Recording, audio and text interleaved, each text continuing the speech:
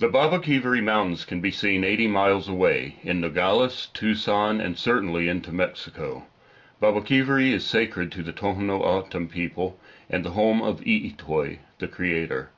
It is from this spot that one can clearly see how man-made fences punctuate the imposed borders, separating an indigenous homeland, disrupting the migration of animals, and creating a false belief and need for security.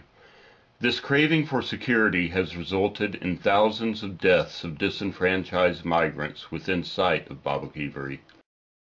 It's likely that Babaquivari has saved as many lives as it has seen destroyed, since it is a landmark that has helped guide many people in their unavoidable journey to try to sustain and feed their families.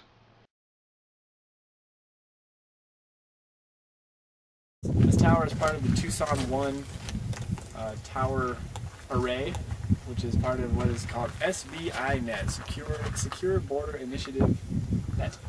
And this is what is more commonly called the virtual fence. This is one of many towers. I can't remember exactly how many, but there's about 30 total between two arrays, maybe 40, that stretch from kind of straight south of Tucson, east of here, over, well, beyond those mountains, beyond the Babaquivari Mountains. Who are the Boeing's one of the main. Boeing was the initial contractor of Project 28, I believe it was called, which was the prototype version. And that was the one where one of the Israeli contractors had worked on it. And part of the problem with that system, which did not work, was that some of the Israeli computer software was a different language than the other stuff. They tried to combine different components. The cameras wouldn't work in the wind or the rain. It was about $1 billion down the toilet. Boeing had subcontracted it out to such a degree that the subcontractors were kind of overseeing themselves to a large degree. So it was a money pit.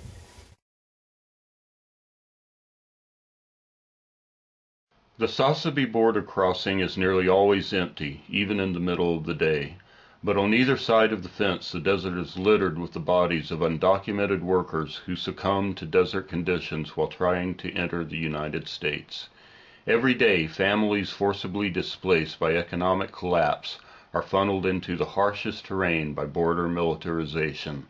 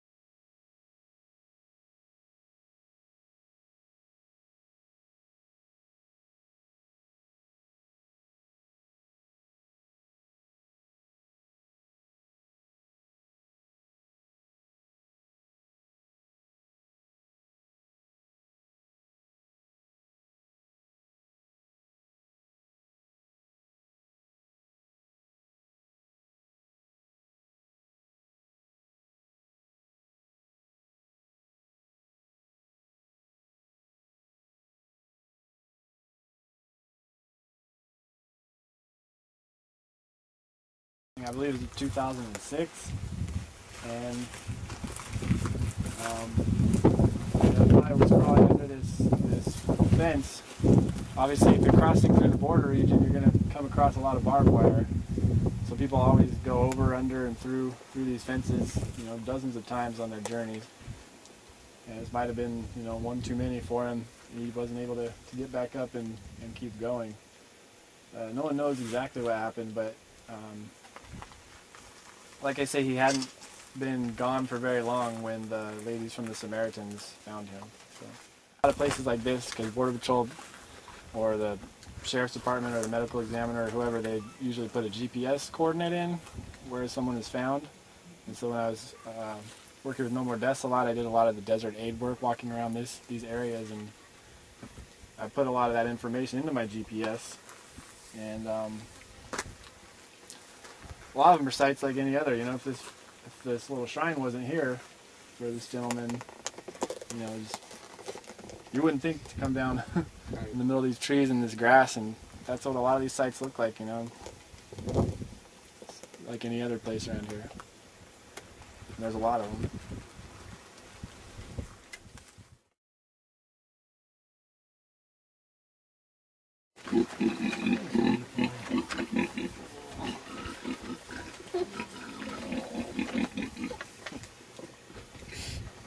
What we do here is we grow food. We're a polyculture farm.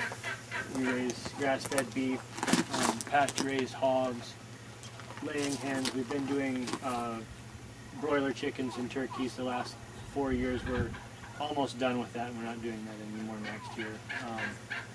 As well as we have some milk goats and a milk cow. We do an organic vegetable production. I've been, you know, on the border now since '94. This is like the furthest I've been away from it here. But so I've seen, I don't know, I've lived with the border.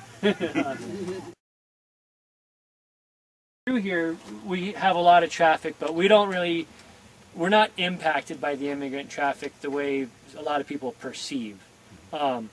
Mostly they go around and avoid us. What I see is some garbage and things, and I don't even have issues with, you know, waters left open or gates or anything like that.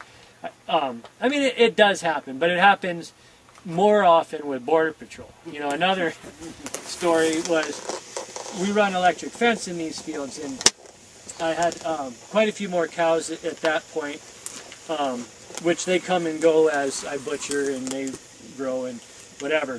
And all my electric fences were torn up, and the cows and horses were everywhere. And I was up early and putting that back together, trying to sort things out and fix my fences, and some of the wire fences they'd run through. So they were really wound up, you know, and that only happens really when there's people running around out there in the middle of the night.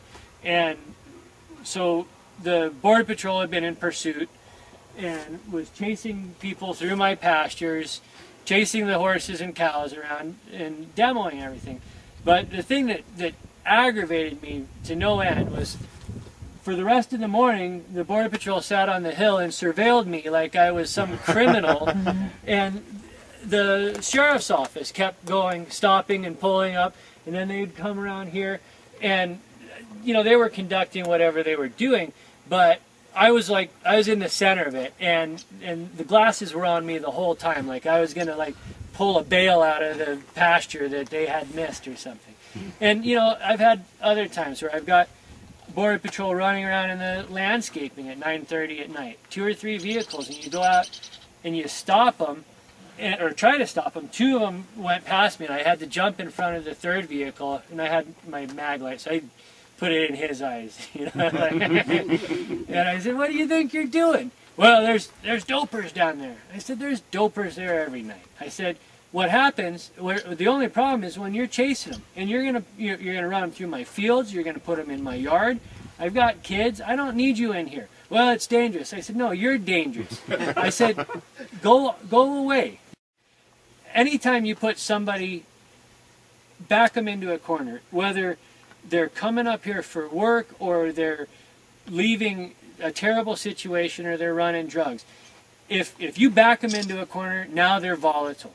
If the Border Patrol isn't pursuing them, they go right on through. I have no problems with them at all. I had a guy that came in yesterday, and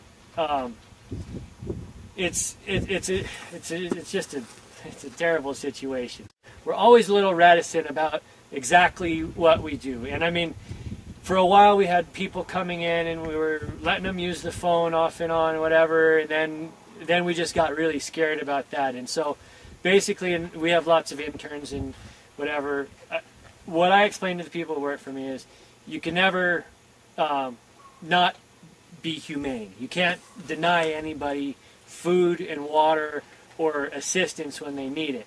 And so what I do, and my Spanish isn't great, but it's good enough, is I say, okay, you know where you're at. This is where you're at. I've got some water. I can give you some food, give you a bearing. I can call for medical assistance, which means you're going to get picked up by the Border Patrol if you need that, or I'll give you the best information I can and send you on your way, but you can't stay here. And so, you know, and this young man was really sad and just scared, but he certainly wasn't ready to quit.